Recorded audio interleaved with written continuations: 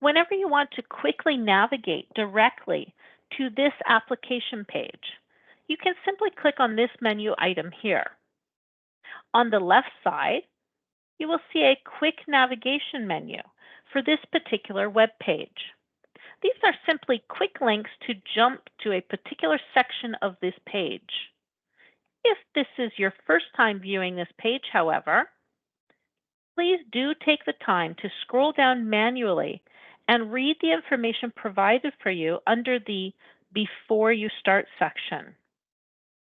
There are links here for you to access the relevant guides and checklists, which you will need to refer to when completing the application forms. Under the heading of Application Forms, you will see some important instructions, such as you will not need to select and complete every single form that is available within this page. As we mentioned earlier, this portal is used by other immigration stream applicants, so not all of the forms are going to be used for private sponsorship of refugee application submissions. This is why it is very important to follow the guides and document checklist to ensure you are including the correct items.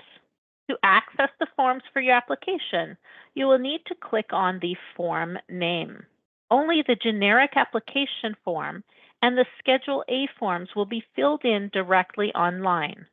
All other forms will need to be filled in as a PDF form offline and then uploaded to the portal.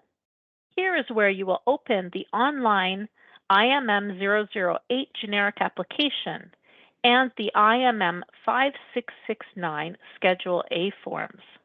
Keep in mind that you may see the status set as green ready to submit. However, this should be ignored since it's not an indication that the information has been completed for private sponsorship of refugees applicants. Let's take a look at the generic application form by clicking the Edit button here.